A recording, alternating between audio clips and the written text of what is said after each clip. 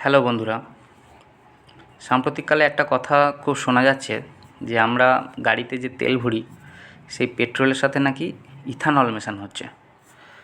যেহেতু আমাদের প্রায় প্রত্যেকের বাড়িতেই চার চাকা গাড়ি বলুন বা বাইক এগুলো আছে, তাই এই বিষয়টা আমাদের জন্য খুব গুরুত্বপূর্ণ। ইথানল মেশালে গাড়ির কোনো ক্ষতি হবে কি না, বা মাইলেজ কমে যাবে কি না, বা ইথানল মেশানো হচ্ছে বলে পেট্রোলের দাম আগের থেকে অনেক কমে যাবে কি না, এরকম হাজারো প্রশ্ন আমাদের মনে হতে পারে।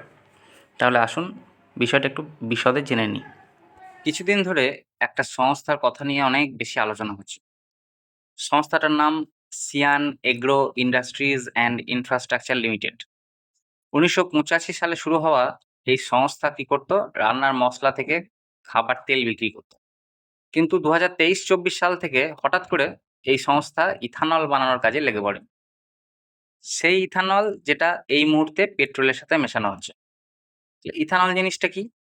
ইথানল হলো একটা জৈব জ্বালানি, যা সাধারণত আখ, ভুট্টা বা উদ্বৃত্ত শস্য থেকে তৈরি করা হয়।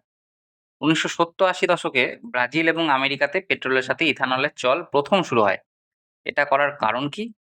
প্রধানত তেল আমদানি কমাতে, শক্তি সুরক্ষা উন্নত করতে এবং দূষণ কমাতে। যেহেতু ইথানল যে কেউ বানাতে পারবে, তাই যদি পেট্রোলের সাথে মেশানো হয়, তাহলে সেই অর্থে পেট্রোল আমদানিও কম করতে হবে।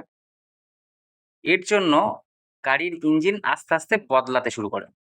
এবার এই পেট্রোলের সাথে কতটা ইথানল মেশানো উচিত বা মেশানো হয় তার নিরিখে বিভিন্ন নাম আছে। যেমন E5 পেট্রোল, অর্থাৎ ১০০ ভাগ তেল আর ৫% ইথানল।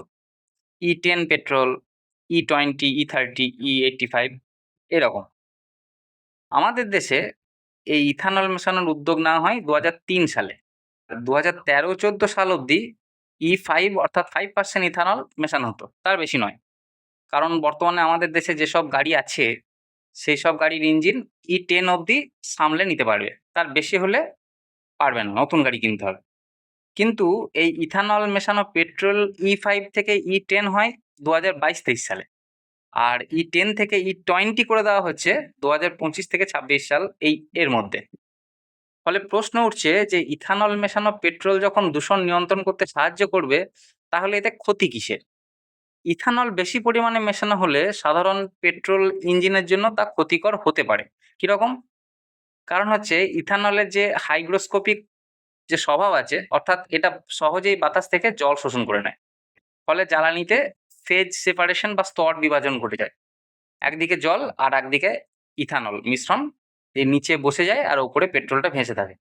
এতে কি হয়? গাড়ির ইঞ্জিনে সঠিক জ্বালানি না পৌঁছানোর জন্য কর্মক্ষমতার সমস্যা হয় বা মিসফায়ার বা ক্ষতি হতে পারে। পাশাপাশি ইথানল কি করে? ধাতু, রবার ও প্লাস্টিকের মতো অংশে ক্ষয় এবং জং ধরাতে পারে। তাছাড়া ইথানলের শক্তি বা ক্যালোরিফিক যে ভ্যালু, সেটা পেট্রোলের থেকে প্রায় ৩৩% কম। যার ফলে কি হয়? গাড়ির মাইলেজ অটোমেটিক কমে যায়। যেসব অঞ্চলে একটু ঠান্ডা বেশি, সেখানে ইঞ্জিন স্টার্ট করা একটু কঠিন হয়ে পড়ে, তোমরা জানো। এই কারণে E5 বা E10 এর মতো কম মাত্রার মিশ্রণ সাধারণ গাড়ির জন্য নিরাপদ হলেও E20 বা তার বেশি মিশ্রণে বিশেষ পরিবর্তন প্রয়োজন। এবং E85 আর E100 এর মতো উচ্চমাত্রার মিশ্রণের জন্য পুরো আলাদা ফ্লেক্স ফুয়েল ইঞ্জিন দরকার, যেটা ভারতে বেশিরভাগ ক্ষেত্রেই নেই। অর্থাৎ কি হলো?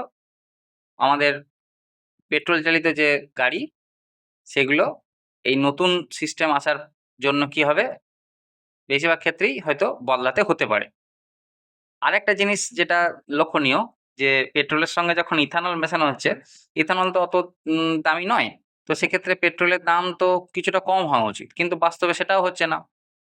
একটা জিনিসটার মধ্যে একটা ভালো দিক আছে, যেটা হচ্ছে এই যে ইথানল যেহেতু আখ, ভুট্টা বা উদ্বৃত্ত শস্য থেকে তৈরি হয়, তাই এটা বলা যেতে পারে যে হয়তোবা কিছু চাষী এখান থেকে আয় করার সুযোগ পেলেও পেতে পারে। তাই এই যে গোটা বিষয়টা, এখান থেকে একটা ভালো দিক যেটা আছে, সেটা হচ্ছে এই একমাত্র এটাই।